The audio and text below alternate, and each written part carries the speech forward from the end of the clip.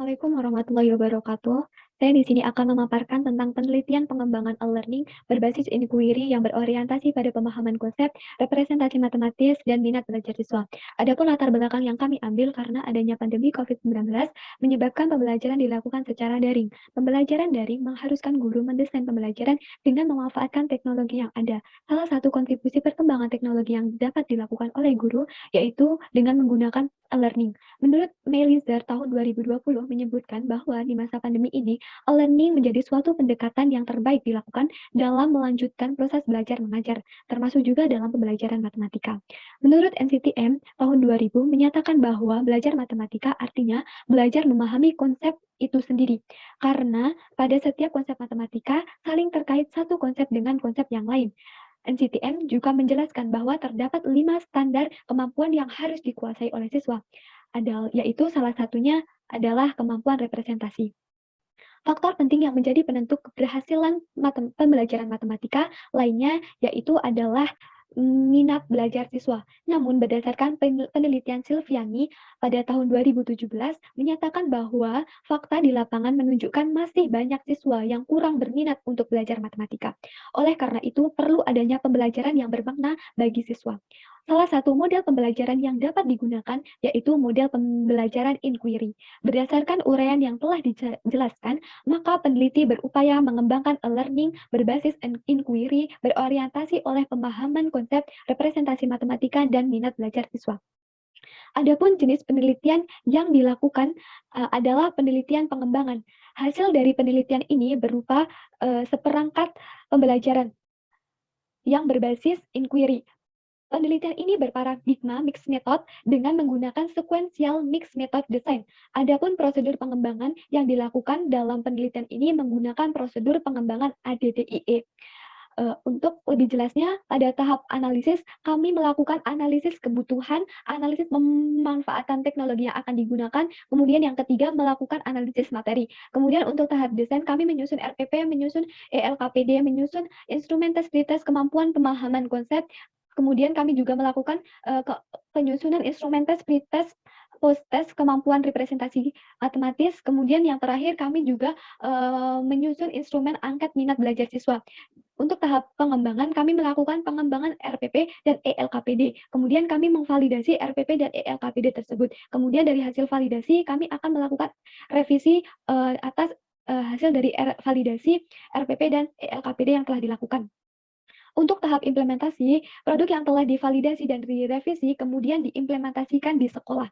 Untuk tahap evaluasi, yang terakhir ini bertujuan untuk mendapatkan produk yang lebih sempurna.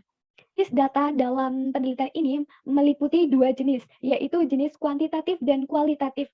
Data kuantitatif berupa skor yang diperoleh instrumen 3 kriteria, sedangkan data kualitatif dalam penelitian ini berupa saran, masukan yang diberikan oleh validator, guru, dan komentar siswa setelah menggunakan perangkat pembelajaran yang dihasilkan.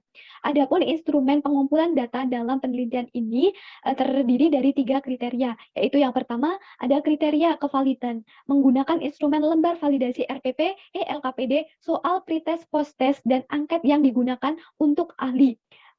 Yang kedua, kriteria kepraktisan menggunakan instrumen lembar penilaian guru untuk guru dan lembar penilaian siswa untuk siswa.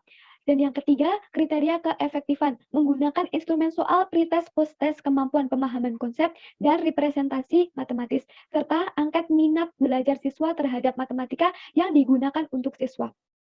Untuk teknik analisis data, kami melakukan 4 teknik analisis data, yaitu yang pertama, kami melakukan analisis kevalidan. Analisis kevalidan dilakukan untuk mengetahui sejauh mana kevalidan perangkat pembelajaran yang telah dikembangkan dapat digunakan. Adapun analisis data yang kami gunakan menggunakan nilai rata-rata. Kejanggalan teknik analisis data dengan menggunakan rata-rata untuk membedakan kriteria antara valid dan kurang valid, kami akan menggunakan perhitungan model iterator, di mana validator ini juga menilai dengan ganjil, jumlahnya ahli ganjil, yaitu 5 ahli. Kemudian untuk analisis yang kedua, yaitu analisis kepraktisan. Terdapat 2 analisis kepraktisan yang kami lakukan, yaitu analisis data penilaian guru dan analisis data penilaian siswa.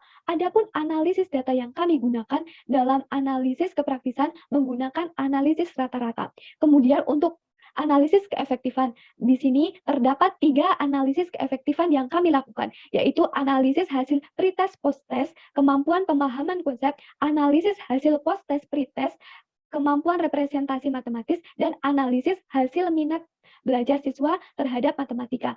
Adapun analisis data yang kami gunakan dalam menganalisis keefektifan menggunakan yaitu yang pertama kami menggunakan uji normalitas, yang kedua kami menggunakan uji hipotesis dengan menggunakan uji T, dan yang ketiga kami menggunakan uji Enkin. Kemudian untuk analisis terakhir yaitu kami melakukan validitas dan reliabilitas instrumen yang digunakan. Untuk validitas instrumen menggunakan validitas isi dan validitas konstruksi. Validitas isi digunakan untuk menguji kevalidan dari instrumen soal kemampuan pemahaman konsep dan representasi matematis. Sedangkan validitas konstruks digunakan untuk menguji angket minat belajar. Untuk validitas instrumen ini menggunakan rumus koefisien korelasi tiap item. Kemudian untuk reliabilitas instrumen yang digunakan, kami menguji instrumen reliabilitas instrumen oleh ahli menggunakan model perhitungan inter-rater agreement. Kemudian kami juga untuk mengukur reliabilitas instrumen tes, kemampuan pemahaman konsep, kemampuan representasi matematis, dan angkat minat belajar siswa, kami menggunakan Alpha Kornberg. Sekian dari saya, terima kasih.